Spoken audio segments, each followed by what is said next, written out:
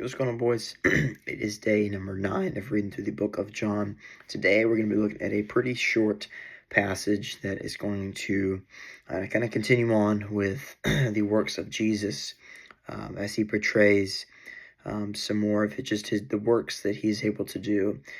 And this is going to stir up a lot of confusion amongst the Pharisees at this time. But what we learn is that there is a sense of blindness that is happening in the world. And I really think that Jesus kind of emphasizes that literally to this man that I'm about to talk about, and then again to the people who are basically the ones in charge. So first off, I want to start off by reading verses 1 through 3. Now, this first part of the chapter talks about Jesus healing a blind man.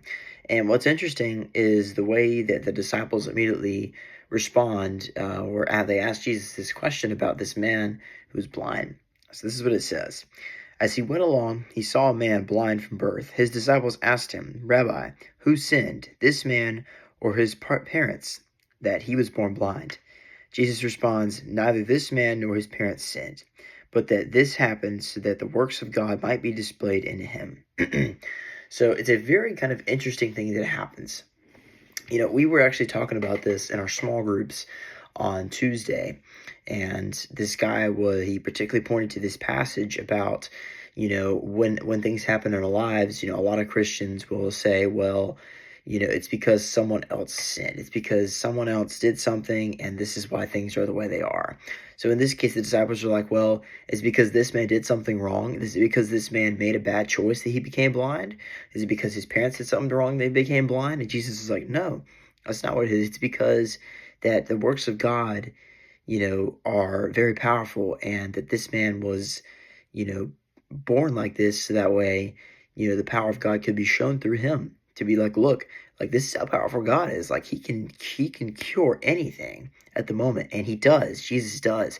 He takes mud and his saliva, mixes it together, rubs it on the man's eyes, and tells him to go wash, and this man can see. Wow. I'm sure, none of us have been to that point of, you can't see, but you just imagine, this man who has never been able to see the colors of the world, never been able to see his family, never been able to see really he's never been able to see anything at all. And all of a sudden, he just sees everything comes in at once. He's just like, oh my gosh, like, who is this man? And he's just so overwhelmed. And he goes and he tells his friends and his family. And immediately the people ask him, they say, well, who is this person that has done this to you? And at the time, the man doesn't know that it was Jesus. All he knows is he's like, well, this man, they came to me. He's like, I don't know who it is, but, he healed me. He's like, I don't know who it is. And so this next section talks about some of the investigations the Pharisees have. So the Pharisees, one of the first things they're going to do is that question. They say, well, you got healed. Like, who healed you? Like, because there's no way that, some random guy just healed you out of nowhere and we wouldn't know about it. And so this is one of the things they asked him, because the man tells them, he's like, look, like he came to me. I was blind before. I could not see. He came to me, put mud and saliva on my eyes, told me to go wash at the pool, then I would see. And I did. I went, I washed, now I can see. Verse 17 says, they turned to the blind man again. What have you to say about him? It was your eyes he opened. The man replied, he is a prophet. So the people now are more interested about who has done this. I think they understand that this man clearly, has had something going on in the past. Now he's different, but they're like, well, this just didn't happen out of a coincidence. Like, there's a reason behind everything. The people don't understand that, Jesus has done this. And what most people aren't wrapping their heads around is that how is it possible that someone could do this when yet everybody sins? But here's the thing. Jesus doesn't sin. He's never sinned. And the people don't understand that. They can't wrap their heads around that yet. And so this kind of conversation goes back and forth, and it even goes as far as to the Pharisees going to this man's parents, and they're like, well, what do you know about this? Like, is it true that your son was actually blind? They're like, yeah. It's like, believe him. Like, he's old enough to testify for himself. Like, he whatever he says, believe him. Like, he knows what he's doing. Like, he's not just, he's like, yeah, he's our son, but like, he's old enough to testify for himself. and the man does. Like he says over and over again, he's like, look, this man, I was blind for a long time, and now I'm not. And so, this starts to kind of create some, let's say anger, but it kind of creates some tension between the Pharisees and this man. And so towards the end of this particular section, I want to read verses 29 through 33. It says, we know that God spoke to Moses, and this is the Pharisees speaking right here first. He says, but as for this fellow, we don't even know where he comes from. The man, the blind man, the former blind man, answered, now that is remarkable. You don't know where he comes from, yet he opened my eyes. We know that God does not listen to sinners.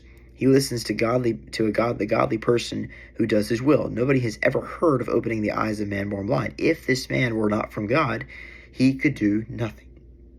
So it's kind of interesting that, this man says that, because all of us are pretty familiar with the fact that, when we don't have Jesus in our life, we can't do nothing. He's like, without me, you can do nothing. So this man clearly, even though he doesn't even know that it was Jesus, he doesn't even, he knows that this man was powerful, but yet he doesn't know it was Jesus. Not till later on does he not realize that. So clearly this man has knowledge. This is clearly the works of God speaking through him. So this man is not only, just excited about it, he can see, but he is very well enriched in the fact that, the man who healed him wasn't just some ordinary person. Like, this person was of high power and has some relation to God. And he was right. And he's like, how is it possible that someone could heal if he were a sinner? Like, if someone was a sinner, how is it possible they could heal if they themselves sin as well? How is that possible? And so this kind of creates, again, some more tension, and the Pharisees eventually actually kick him out of the place that they're in, because they're getting angry of why this man is saying these things to him. He's basically challenging what the Pharisees believed and what they were taught, and so they're like, you know what, you got to go. But this leads to a very great moment of this last section called spiritual blindness. I'm going to read this little clip of verses to kind of finish off. It's verses 35 through 39. When we start off with Jesus, it says, Jesus had heard that they had thrown him out. And when he found this man, he said, do you believe in the Son of Man? He. Who is he, sir? The man asked. Tell me so that I may believe him. Jesus said, you have not seen him. In fact, he is the one speaking to you. Then the man said, Lord, I believe, and he worshipped him.